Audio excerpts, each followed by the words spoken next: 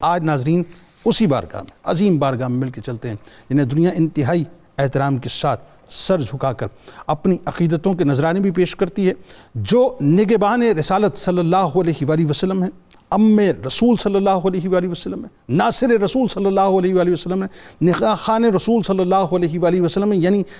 جناب حضرت ابو طالب علیہ السلام، جو مولا کائنات مولا علی کرم اللہ وجہ الکریم کے والد ہیں، نبی کریم صلی اللہ علیہ وآلہ وسلم کے پیارے چچا جان ہیں، جناب عبد المطلب علیہ السلام کے وصی و جانشین ہیں، جو سید العرب ہیں، شیخ بطحائیں اور مکے میں قبیلہ بنی ہاشم کے سردار بھی ہیں، جو محبوب کائنات کے سرپرست بھی ہیں، حامی بھی ہیں، ناصر بھی ہیں، اولین سلاخاں بھی ہیں اور کفیل بھی ہیں۔ یعنی یہ وہ بارگاہ ناظرین جو اپنی نسلوں کے ساتھ اس ہستی، یعنی اس ہستی جس ہستی کے لیے اللہ تعالیٰ نے اس پوری کائنات کو بنایا ہے، جو وجہ تخلیق کائنات ہیں، اللہ تبارک و تعالیٰ نے آپ کو چنا کہ آپ نے اس ہستی کے لیے اس ہستی کی بارگاہ میں ایسی قربانیاں پیش کی ناظرین جو رہتی دنیا تک ایک مثال ہے۔ جناب ابو طالب علیہ السلام وہ ہستی ہیں ناظرین جن کی نسل پاک کے وہ ہزاروں فرزند اسلام پر قربان ہوئے، جو حافظ قرآن و حدیث، شب بیدار، تہجد گزار، عابد، زاہد، عالم، فقی، محدث اور مفسر قرآن و شاعر اسلام ہیں،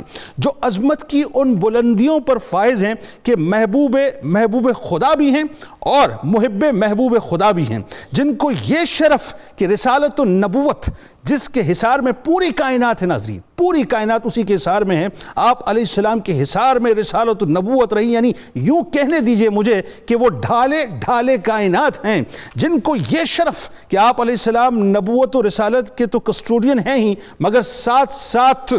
ختم نبوت اور ناموس رسالت کے بھی آپ اولین محافظ ہیں۔ تاریخ کے کرتاس پر ناظرین رسول اللہ صلی اللہ علیہ وآلہ وسلم کی حمایت میں آج بھی فدائیت کے وہ جملے اپنے سینے پر انتہائی خوبصورت انداز سے سجے ہوئے نظر آتے ہیں کہ اے بھتیجے، آپ کا جو بھی جی چاہے آپ کہیے، خدا کی قسم میں آپ کو ان دشمنوں کے حوالے نہیں کروں گا۔ اور فدائیت کا یہ عالم ناظرین کہ بخدا فرماتے ہیں کہ سب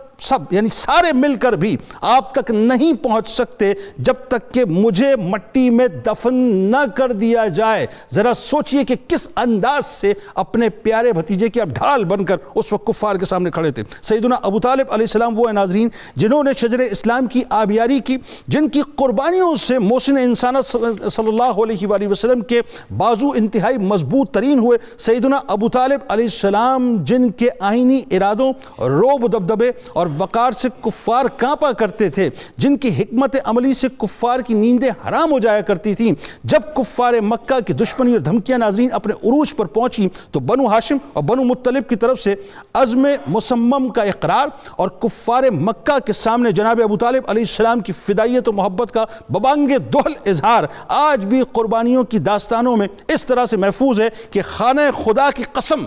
تم نے جھوٹ بولا کہ ہم محمد صلی اللہ علیہ وآلہ وسلم کو چھوڑ دیں گے۔ جملے ناظرین کسی اور کے نہیں ہیں، یہ جناب ابو طالب علیہ السلام کے جملے ہیں، اور اس کو نقش کیجئے اپنے وجود پر، اپنے قلب پہ، اپنے دماغ میں۔ فرماتے ہیں کہ خانہ خدا کی قسم تم نے جھوٹ بولا کہ ہم محمد صلی اللہ علیہ وآلہ وسلم کو چھوڑ دیں گے جب تک کہ ان کا دفاع کرتے ہوئے نیزوں اور تیروں سے تم پر حملہ آور نہیں ہوں گے، اور ہم اسے تمہارے حوالے کر دیں گے، اس سے بیشتر کہ ہمارے لاشیں اس کے ارد گرد خاک آلود پڑے ہوں اور ہم اپنے بچوں اور بیویوں کو بھی فراموش کر چکے ہوں۔ یہ وہ جوان مرد ہے کہ جس کی پناہ آل ہاشم کے مفلس لیتے ہیں، پس وہ جب اس کے پاس پہنچ جاتے ہیں تو وہ ان پر اپنے رحم و کرم کی بارش برسا دیتا ہے۔ یہ جناب ابو طالب علیہ السلام کا پیار ہے سرکار علیہ السلام سے۔ جناب ابو طالب رسول اللہ صلی اللہ علیہ وآلہ وسلم سے اپنی تمام اولادوں سے بڑھ کے ناظرین پیار فرمایا کرتے تھے۔ جیسا ایک باپ اپنے بیٹے پر شفقت کرتا ہے، اسی طرح سے آپ اپنے پیارے سے بھتیجے کو اپنے پاس سلاتے تھے۔ جب کہیں باہر جاتے تو انہیں بھی اپنے ساتھ لے جایا کرتے تھے۔ آپ علیہ السلام اس حد تک ان سے محبت فرماتے تھے کہ کسی اور کی محبت ان کے سامنے ہیچ محسوس ہوتی تھی، یعنی کسی سے بھی آپ اتنی محبت نہیں فرماتے تھے جتنی سرکار علیہ السلام سے کرتے تھے۔ اور عالم یہ ہوتا ناظرین کہ بہترین غذا کا انتظام سرکار مدینہ صلی اللہ علیہ وآلہ وسلم کے لیے فرماتے، اپنے بچوں کو بعد میں کھلاتے، پہلے اپنے پیارے بھتیجے کو کھانا پیش فرماتے اور اپنی مسند مسند پر بٹھایا کرتے تھے۔ 42